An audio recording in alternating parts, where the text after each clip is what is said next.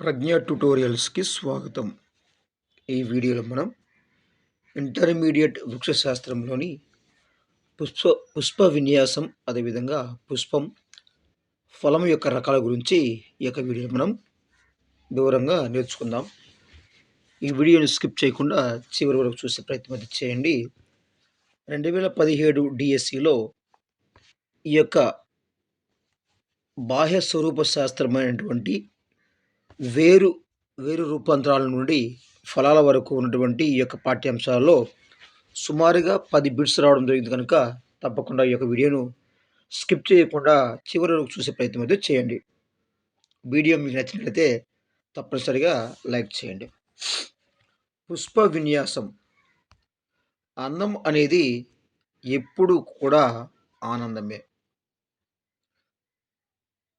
పుష్పాల అందం అనేది ఆకర్షణ పత్రావళి వర్ణం మీద మాత్రమే కాకుండా పుష్ప ప్రకాండం మీద పుష్పాలు అమరి ఉండే విధానం మీద కూడా ఆధారపడి ఉంటుంది. అంటే ఈ యొక్క పుష్పాలు అనేవి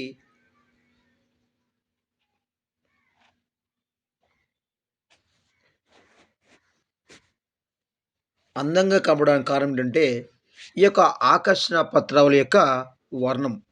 అంత మాత్రమే కాకుండా పుష్ప ప్రకాండం పుష్పాలు అనేవి ఈ యొక్క ప్రకాండం మీద ఈ యొక్క పుష్పాలు ఏ విధంగా అమరి ఉంటాయో అనే దాని మీద ఆధారపడి ఉంటుంది ఈ యొక్క పుష్పాల యొక్క అందం అనేది.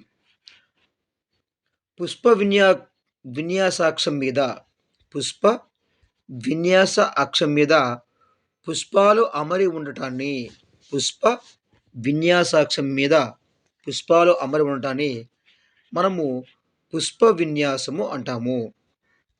పుష్ప విన్యాసము అంటాము.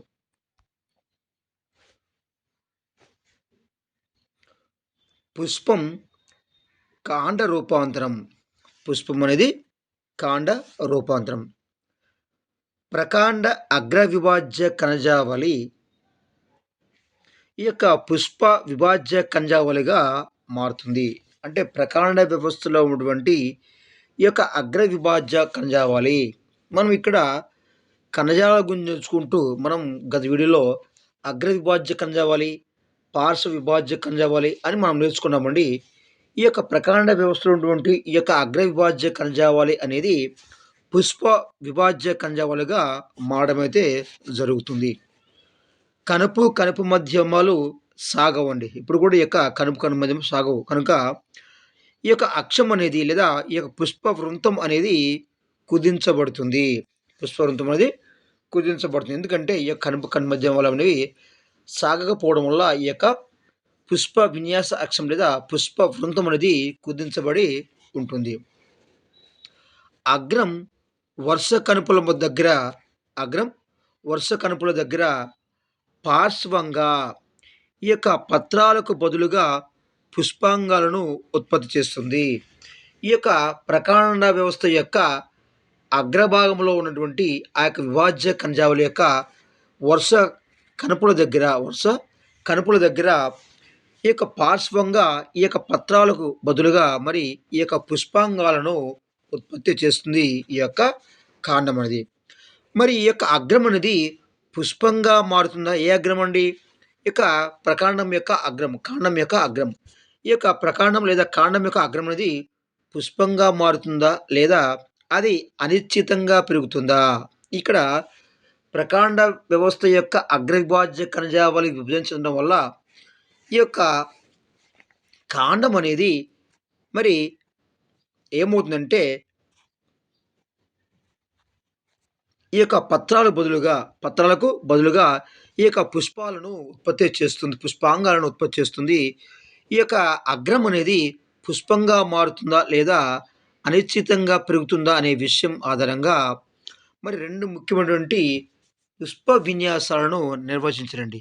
అంటే కాండం యొక్క అగ్రం అనేది మరి పుష్పంగా మారుతుందా? అంటే కాండం యొక్క అగ్రం అనేది మరి చివర అనేది పుష్పంగా మారుతుందా లేదా అనిశ్చితంగా పెరుగుతుందా అనే విషయాన్ని ఆధారంగా చేసుకొని ఈ యొక్క పుష్పాలను 2 రకాలుగా విభజించారండి. అవి ఒకటి నిశ్చిత పుష్ప అనిశ్చిత పుష్ప విన్యాసము, 2 నిశ్చిత పుష్ప విన్యాసము. ఈ యొక్క అనిశ్చిత పుష్ప విన్యాసాన్ని మనం ఏమంటామంటే మధ్యాభిసార పుష్ప విన్యాసం అంటాము. అనిశ్చిత పుష్ప విన్యాసము అంటే ఏంటి? కాండాగ్రము అనేది మరి కాండం అనేది పెరగకుండా మరి చివరన ఆగిపోయి అక్కడ పుష్పము గనక ఏర్పడినట్లయితే దానిని మనం ఏమంటామంటే నిశ్చితం అంటాము. అనిశ్చితము సరే అండి. ఇది పెరుగుతూ ఉంటే దాన్ని మనము అనిశ్చితం అంటాము. దీన్ని మనము మధ్యాభిసార పుష్ప విన్యాసం లేదా అనిశ్చిత పుష్ప విన్యాసం అంటాం. అలా కాకుండా కాండం యొక్క అగ్రం అనేది మరి చివరన ఆగిపోయి అక్కడ గనక పుష్పం అనేది పుష్ప విన్యాసం అనేది ఏర్పడినట్లయితే దాన్ని సైమోస్ లేదా సైమోస్ అని దీన్ని సైమోస్ లేదా నిశ్చిత పుష్ప విన్యాసము అంటాము. అంటే కాండాగ్రం అనేది చివరన పెరుగుకుంటూ పోయి అక్కడ గనక పుష్పం ఏర్పడుతుందని అనిశ్చిత పుష్ప విన్యాసం అంటాము. అలా కాకుండా కాండము అనేది పెరగకుండా ఆగిపోయి అక్కడ గనక పుష్పం ఏర్పడితే దాన్ని అంటే సైమోస్ లేదా నిశ్చిత పుష్ప విన్యాసము అంటాము. అంటే ఇక్కడ మధ్యాభిసార క్రమంలో లేదా మధ్యాభిసార రకంలో ఈ యొక్క ప్రధాన అక్షం అనేది కాండం యొక్క ప్రధాన అక్షం అనేది అనిశ్చితంగా పెరుగుతుంది. అంటే ఆగిపోకుండా పెరుగుతూ ఉంటుంది. అనిశ్చితంగా పెరుగుతూ ఈ యొక్క పుష్ప విన్యాస వృంతం మీద పుష్పాలు అనేవి పార్శ్వంగా ఈ యొక్క అగ్రాభిసార క్రమంలో ఈ యొక్క ప్రధాన అక్షం మీద ఇవి ఏర్పడడం అనేది జరుగుతుంది ఈ యొక్క మధ్యాభిసార పుష్ప విన్యాసంలో. ఇక మధ్యాభిసార పుష్ప విన్యాసం అంటే ఏంటి సార్ అంటే చెప్తాను. కాండం అనేది ఈ విధంగా అనిశ్చితంగా పెరుగుతూ ఈ కాండం యొక్క చివరి భాగంలో ఏమవుతుందంటే అనేక పుష్పకాలు చిన్న చిన్న పుష్పాలు అనేవి ఈ విధంగా ఏర్పడినట్లయితే దీన్ని మనం ఏమంటాం సార్ అంటే అనిశ్చిత పుష్ప విన్యాసము లేదా మధ్యాభిసార పుష్ప విన్యాసం అంటాము.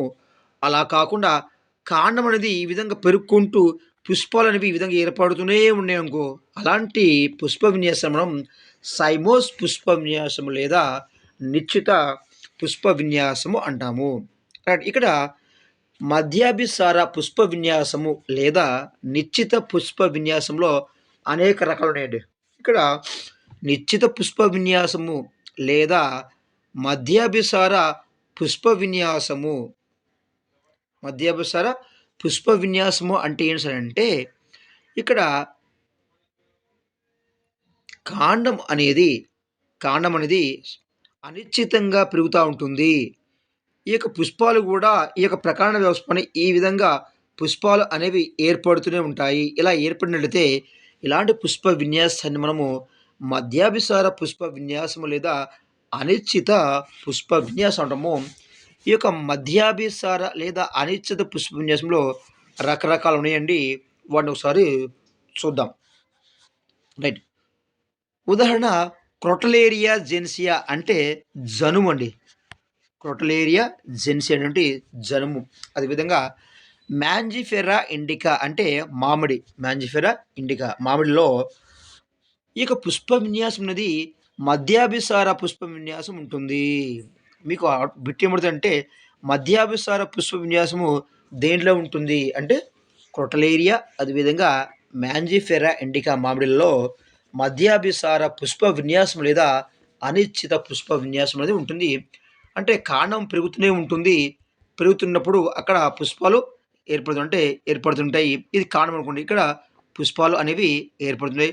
ఇలా కాండం పెరిగిద్ది, ఇలా పుష్పాలు ఏర్పడతాయి, ఇలా కాండం పెరిగిద్ది, ఈ విధంగా పుష్పాలు అనేవి ఏర్పడతాయి. ఇలాంటి పుష్ప విన్యాసాన్ని మనం ఏమంటారంటే మధ్యాభిసార లేదా అనిశ్చిత పుష్ప విన్యాసం అంటాము.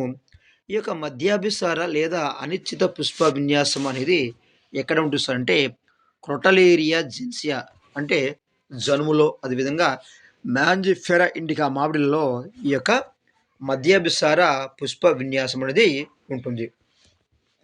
ఇక నెక్స్ట్ పోతే క్యాసియా అదేవిధంగా క్యాలీఫ్లవర్లలో క్యాసియా అదేవిధంగా క్యాసియా అరాబికా అదేవిధంగా క్యాలిఫ్లవర్లో ఈ యొక్క పుష్పాలు అనేవి అక్షంపై వివిధ కణుపుల వద్ద ఉద్భవించినప్పటికీ ఈ యొక్క పుష్పాలు అనేవి మరి కణుపులు అంటే కణుపుల దగ్గర ఇవి పుష్పాలు అనేవి ఏర్పడతాయి.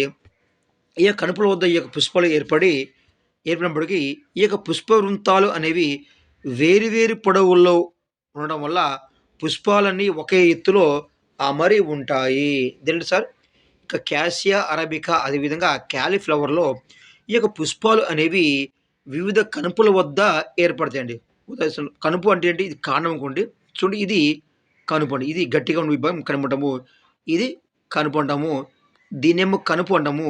ఈ మధ్య భాగం మనము కనుపు మధ్యం అంటాము. ఈ యొక్క క్యాసియా అదేవిధంగా క్యాలిఫ్లవర్లో ఈ యొక్క కనుపుల వద్ద పుష్పాలు ఏర్పడి ఈ యొక్క పుష్పాలు అనేవి ఈ విధంగా బారుగా ఉంటాయండి. అంటే ఈ విధంగా పుష్పం ఏర్పడుతుంది. ఈ విధంగా ఏర్పడుతుంది. ఏర్పడినప్పటికీ ఈ యొక్క వృంతాలు అనేవి సమానంగా ఉండడం వల్ల ఈ యొక్క పుష్పాలు అనేవి సమానంగా ఉంటాయండి ఇక్కడ. అంటే ఈ కనుపు వద్ద ఉన్నటువంటి ఈ యొక్క పుష్పం ఇటు బారుగా వెళ్ళి ఇక్కడ ఉంటుంది. ఈ కనుపు వద్ద ఉన్నటువంటి ఈ యొక్క పుష్పం ఈ విధంగా వెళ్ళి ఇక్కడ బారుగా ఉంటుంది. అదేవిధంగా ఇక్కడ ఉంటే ఈ యొక్క కనుపు నుండి ఈ యొక్క పుష్పం వెళ్ళి ఈ విధంగా బారుగా ఉంటుంది. చివరికి పుష్పాలు అనేవి సమాన ఎత్తులో ఉండడం అనేది జరుగుతుందండి.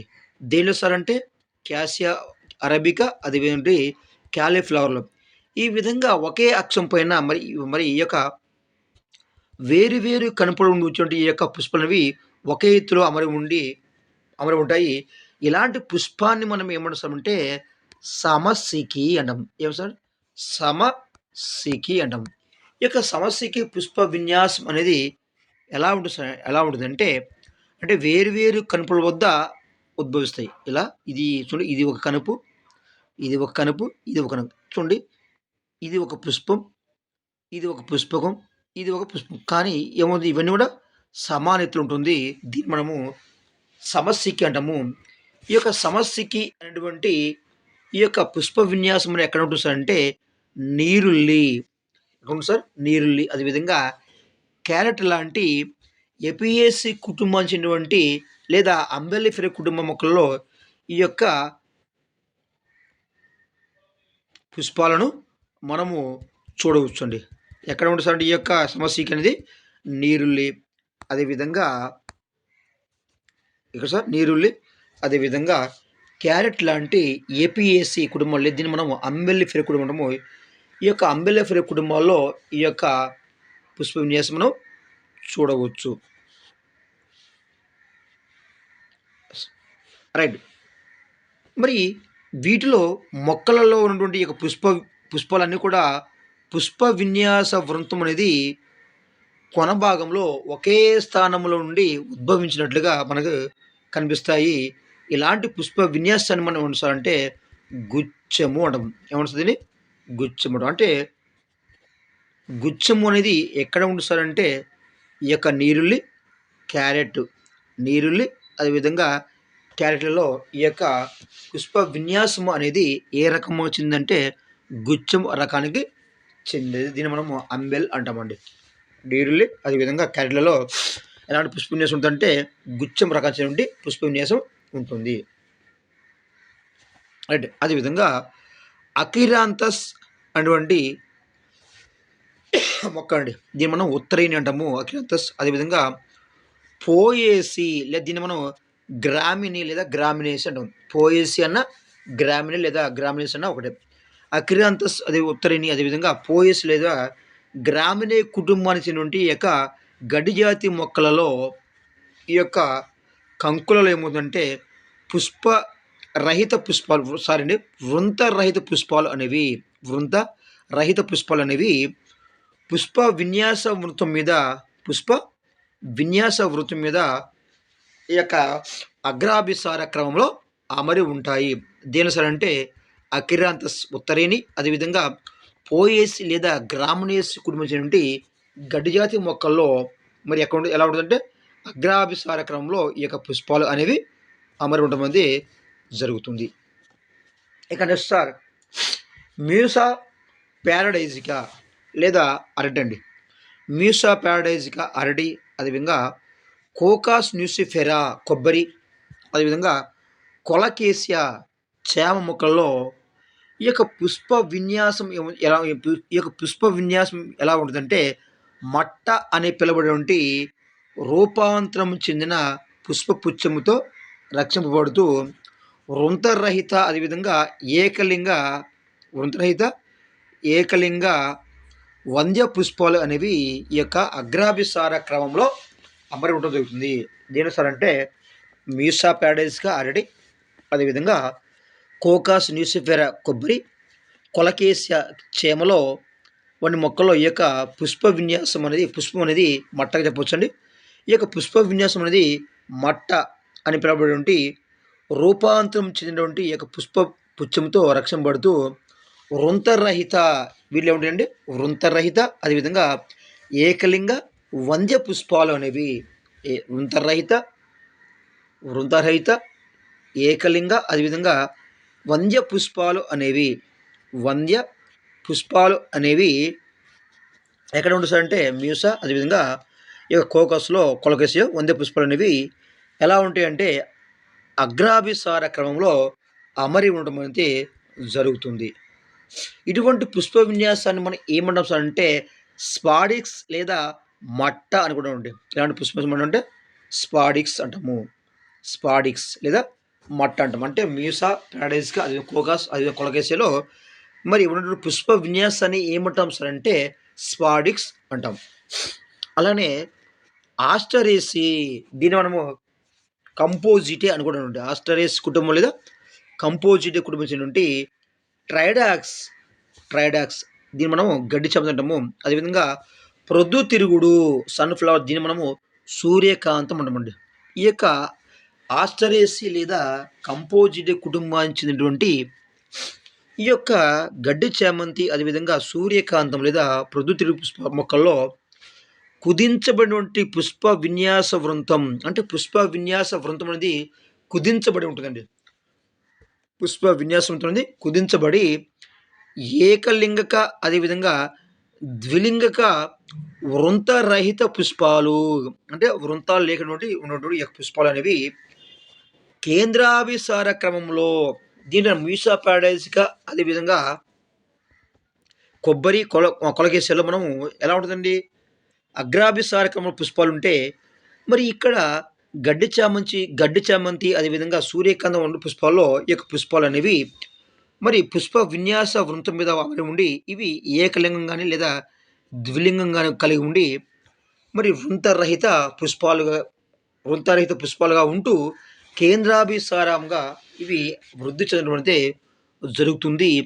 ఇలాంటి పుష్ప విన్యాసాన్ని ఏమంటారంటే శీర్షవత్తు పుష్ప విన్యాసం అంటాము. మన క్వశ్చన్ అడుగుతుంది శీర్షవత్ పుష్ప విన్యాసము దేంట్లో ఉంటుంది అంటే గడ్డి చామంతి అదేవిధంగా సూర్యకాంతం పొద్దుతిరుగుల్లో ఈ రెండు మొక్కల్లో ఈ యొక్క శీర్షవత్ పుష్ప విన్యాసం అనేది ఉండటం అయితే జరుగుతుంది. ఇవన్నీ అనిశ్చిత పుష్ప విన్యాసము అంటే కాండాగ్రంలో కాండం పెరుగుతూ ఉంటుంది, పుష్పాలు కూడా అక్కడ ఏర్పడుతూనే ఉంటుంది. దీన్ని మనం అనిశ్చిత పుష్ప విన్యాసం అంటాము. ఇక రెండవది సైమోస్ లేదా నిశ్చిత పుష్ప విన్యాసం అండి. సైమోస్ లేదా నిశ్చిత పుష్ప విన్యాసము. ఈ రకం పుష్ప విన్యాసంలో ప్రధాన అక్షం అగ్రభాగంలో ప్రధాన అక్షం యొక్క అగ్రం అనేది పుష్పముతో అంతమవుతుంది. చూడండి ఇక్కడ కాండం ఉంటుంది. ఈ కాండం ఇలా పెరుగుకుంటూ పోయి కాండం యొక్క ఈ యొక్క చివరి భాగం అనేది ఈ విధంగా పుష్పముతో అంతమవుతుందండి. కాబట్టి దీన్ని మనము నిశ్చిత అనమండి. నిశ్చిత అంటే కాండం యొక్క అగ్రభాగము పుష్పముతో అంతమవుద్దనము నిశ్చిత అంటాము. అలా కాకుండా కాండం పెరుగుకుంటూ పుష్పాలు అనేవి ఏర్పడుతూ ఉంటే దానము అనిశ్చిత పుష్ప విన్యాసం అంటాము.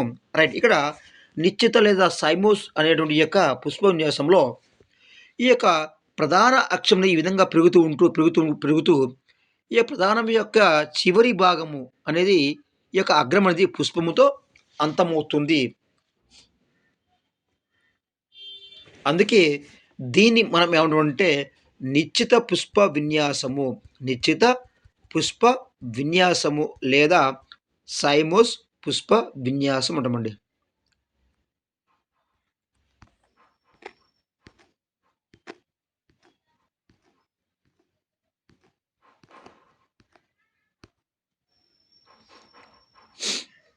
రైట్.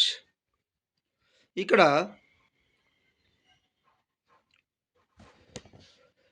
శాఖారహిత, శాఖరహిత లేదా శాఖాయుత పుష్ప విన్యాస శాఖారహిత లేదా శాఖారహిత లేదా శాఖాయుత పుష్ప విన్యాస వృంతం.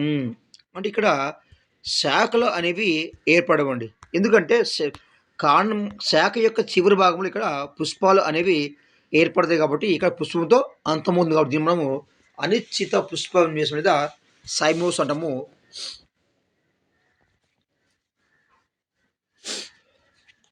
రైట్. ఈ యొక్క అనిశ్చిత పుష్ప విన్యాసం, నిశ్చిత పుష్ప విన్యాసం లేదా సైమోస్ పుష్ప విన్యాసము ఎక్కడ చూస్తామంటే హైబిస్కస్ రోజా సైనెన్సిస్, హైబిస్కస్ రోజా సైనెన్సిస్ దీని మందార అంటాము. ఈ మందార కుటుంబం ఏంటంటే మాల్వేసి కుటుంబం అండి. మాల్వేసి కుటుంబం నుండి ఇది మందార మొక్క. అదేవిధంగా దతురా, ఇది దతుర స్ట్రొమాన్సియా లేదా ఉమ్మెంత, ఇది సోలనేసి కుటుంబం నుండి మొక్క చెప్పొచ్చండి. ఈ యొక్క హైబిస్కస్ రోజా సైనెన్సిస్ మందార మాల్వేస్ కుటుంబం ఈ మొక్క, అదేవిధంగా సోలనేసి కుటుంబం నుండి ఈ యొక్క దతుర ఉమ్మెంత మొక్కలలో ఈ యొక్క పుష్ప విన్యాస వృంతం అనేది, పుష్ప విన్యాస వృంతం అనేది శాఖారహితమై కొన భాగంలో ఒంటరి పుష్పాన్ని కలిగి ఉంటుంది. అంటే డైరెక్ట్ ఇక్కడ ఏమవుతుంది, శాఖ యొక్క చివరి ఇవి శాఖ అంటే ఈ యొక్క శాఖ యొక్క చివరి భాగంలో ఇక్కడ పుష్పాలు ఉంటాయండి. అందుకే దీన్ని మనము నిశ్చిత పుష్ప విన్యాసం మనం ఇక్కడ పుష్పాలు పడతాయి. మనము మందార చూసామండి. ఏం చూసాం? మందార. ఇవి మందార చూసినప్పుడు చూడండి, మందార కాండం అనుకుంటే ఇక్కడ పత్రాలు ఏర్పడతాయి. పత్రాలు ఏర్పడిన తర్వాత ఇది కాండం పెరిగి ఇక్కడ మనకి పుష్పం అనేది ఏర్పడుతుందండి. అలానే ఈ యొక్క దత్తులో కూడా ఇలానే పుష్పం అనేది ఇక్కడ చివరి భాగంలో పుష్పం అనేది ఏర్పడుతుంది. కాబట్టి దీన్ని మనము నిశ్చిత పుష్ప విన్యాసం లేదా సైమోస్ పుష్ప విన్యాసం. ఈ విధంగా ఏమవుతుందంటే ఈ యొక్క హైబిస్కస్లో కానీ లేదా దత్తులో కానీ పుష్ప విన్యాస వృంతం అనేది శాఖారహితమైన కొన భాగంలో ఈ యొక్క ఒంటరి పుష్పం, ఈ విధంగా ఒంటరి పుష్పం అనేది కలిగి ఉంటుంది.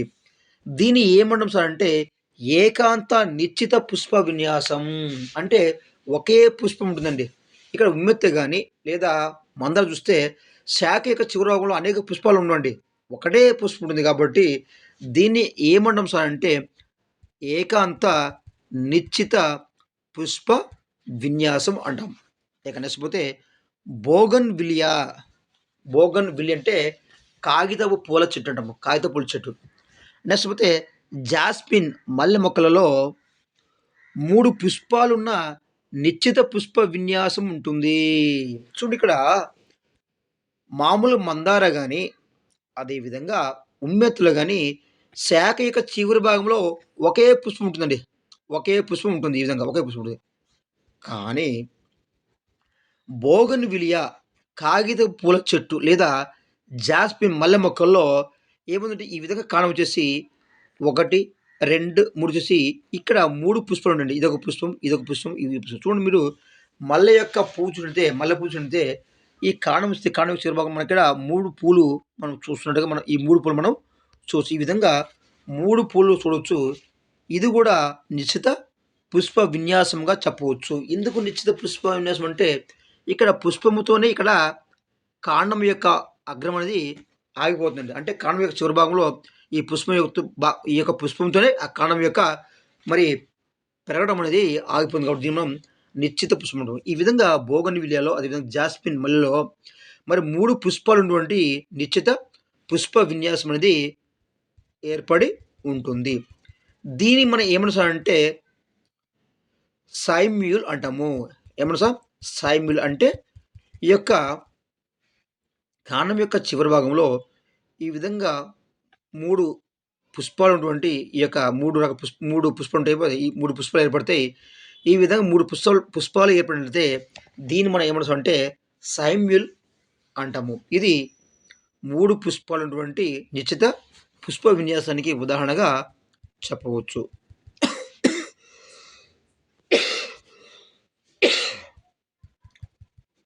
ఇంకా నెక్స్ట్ పోతే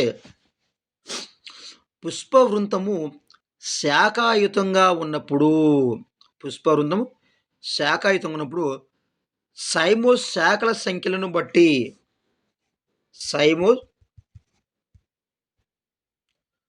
సైమోస్ శాఖల యొక్క సంఖ్యను బట్టి విభజించడం జరిగిందండి.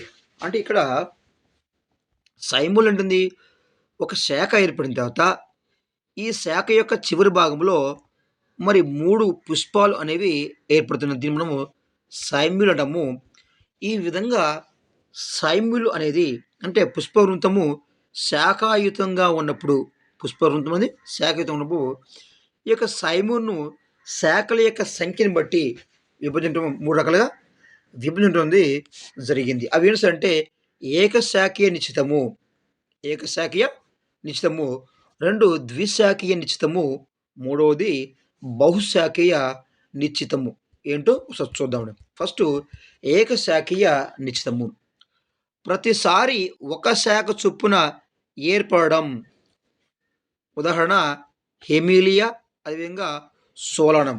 అంటే కాండం యొక్క చివరి భాగంలో ఒకే శాఖ ఏర్పడి పుష్పము ఏర్పడినట్లయితే దాన్ని ఏకశాఖీయ నిశ్చితము అంటాము. ఇది హెమీలియా, అదేవిధంగా సోలానం అంటే వంగలో చూస్తాము. రెండవది ద్విశాఖీయ నిశ్చితం. అంటే ప్రతిసారి 2 శాఖలు ఏర్పడడం. అంటే చూడండి ఇక్కడ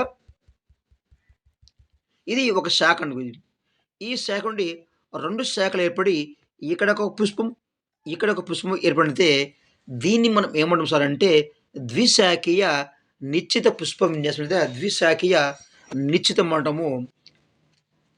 ఇది ఎక్కడ ఉంది సార్ అంటే ఐపోమియా లేదా ఐపోమియా బటాటా లేదా చిలగడదుంపలో ఈ యొక్క ద్విశాఖీయ నిశ్చిత పుష్ప విన్యాసం అనేది ఉండటం అనేది జరుగుతుంది. ఇక మూడవది సార్ బహుశాఖీయ నిశ్చితం. అంటే ఏం లేదు సార్, ఇక్కడ కాండం ఏర్పడుతుంది.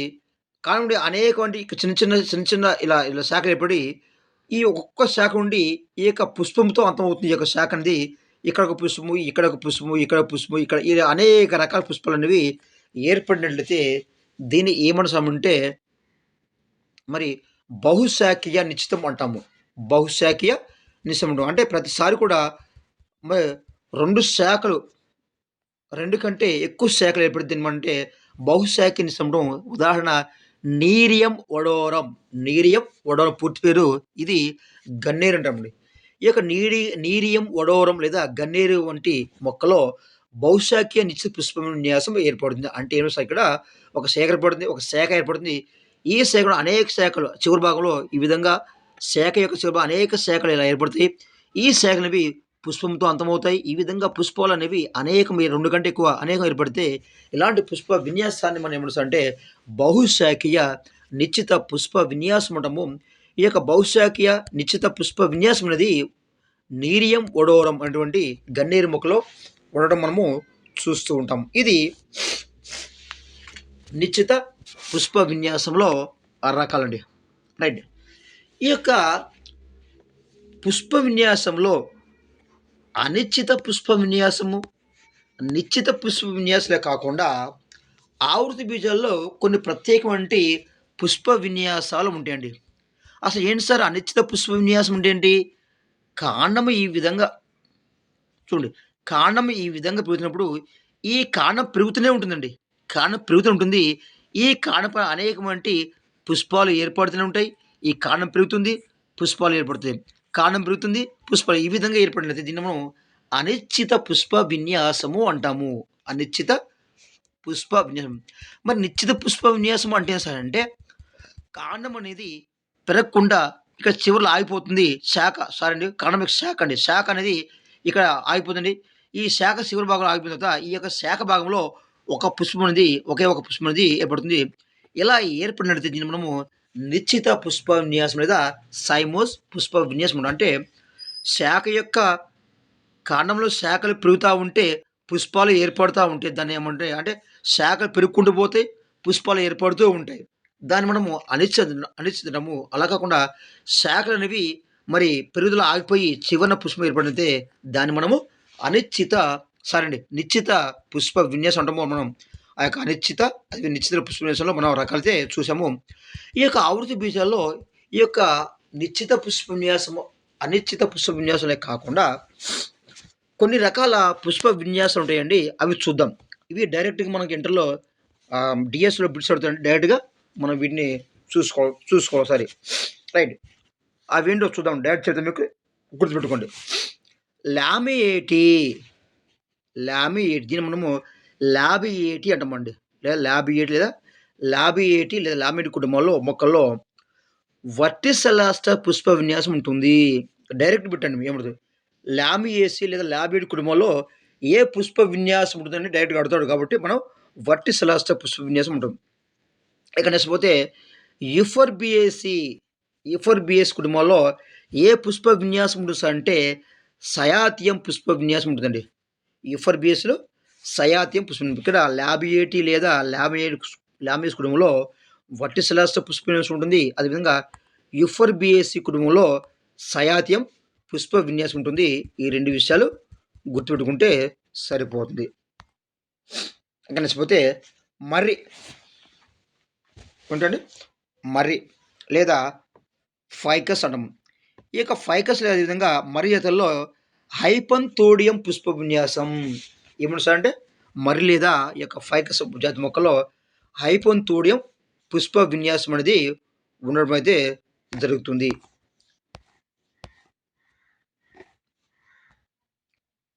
నెక్స్ట్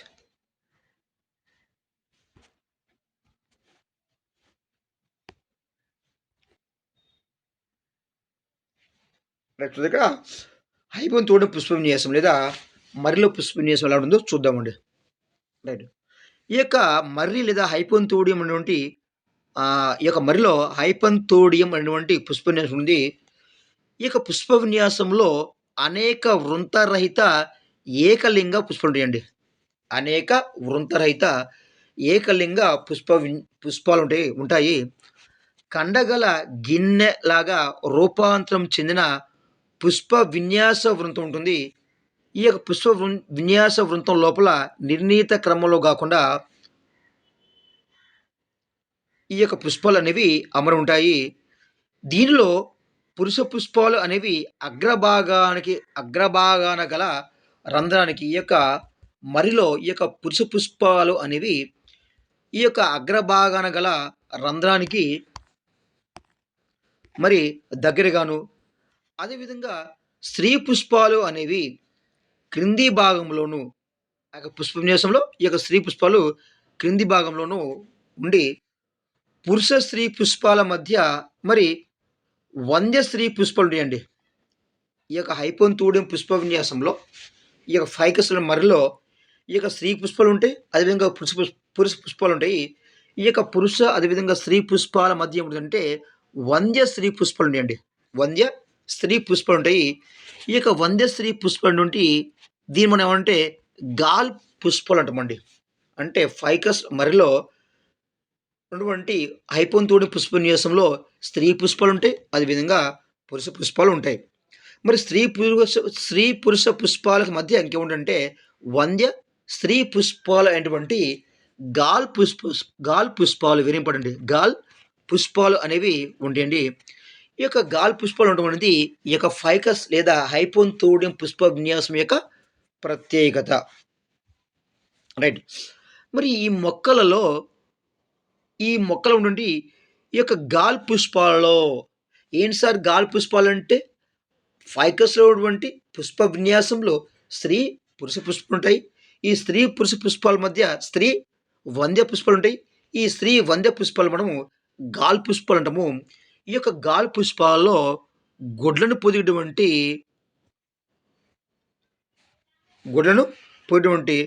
బ్లాస్టోపాగా అనేటువంటి కీటకం ద్వారా ఈ యొక్క పరాగ సంపర్కం జరుగుతుందండి. ఈ యొక్క మరిలో పరాగ సంపర్కం దేని ద్వారా జరుగుతుంది సార్ అంటే ఈ యొక్క గాల్ పుష్పాల్లో ఉన్నటువంటి స్త్రీ వంద్య పుష్పాల్లో ఉన్నటువంటి ఈయన గుడ్లను పోయేటువంటి ఈ యొక్క బ్లాస్టోపోగా అనేటువంటి ఈ యొక్క కీటకం ద్వారా ఈ యొక్క మరిలో పరాగ సంపర్కం జరుగుతుంది. ఫలదీకరణ అనంతరం పుష్ప విన్యాసం అంతా కూడా మర్రి ఫలంగా మారుతుంది. పుష్ప విన్యాస విన్యాసం అంతా కూడా ఈ యొక్క ఫలంగా మారుతుంది. కానీ ఇక్కడ యాక్చువల్‌గా ఇక్కడ ఆవృత బీజాల్లో అండం అనేది ఇక్కడ ఫలంగా మారాలి. అండం అనేది ఫలంగా మారాలి. కానీ ఇక్కడ మర్రిలో పుష్ప విన్యాసం అండి. గుర్తుంచుకోవాలి. పుష్ప విన్యాసం అనేది ఈ యొక్క మర్రి ఫలంగా మారడం అనేది జరుగుతుంది. ఇది మనకున్నటువంటి నిశ్చిత, అనిశ్చిత పుష్ప విన్యాసము, అదేవిధంగా హైపోంతూడియం పుష్ప విన్యాసము, అదేవిధంగా సయాత్యం పుష్ప విన్యాసము, వర్టిసెలాసర్ పుష్ప విన్యాసం. ఈ యొక్క పుష్ప విన్యాసాలు ఎక్కడెక్కడ ఉంటాయి? మరి నిశ్చిత పుష్ప విన్యాసం ఏంటి? అనిశ్చిత పుష్ప విన్యాసం ఏంటిది? అనిశ్చిత పుష్ప విన్యాసంలో మరి రకాలు ఏంటి? ఏ రకాలండి? ఒకటి ఏకశాఖి నిశ్చిత పుష్ప విన్యాసం, ద్విశాఖీయ నిశ్చిత పుష్ప విన్యాసం, అదేవిధంగా బహుశాఖీయ నిశ్చిత పుష్ప విన్యాసాలకు, అదేవిధంగా మరి స్పాడిక్స్ లేదా మట్టకి ఉదాహరణ. వీటికి ఈ యొక్క పుష్ప విన్యాసాలు అడిగేటువంటి అవకాశం ఉంది కనుక మనం పుష్ప విన్యాసం గురించి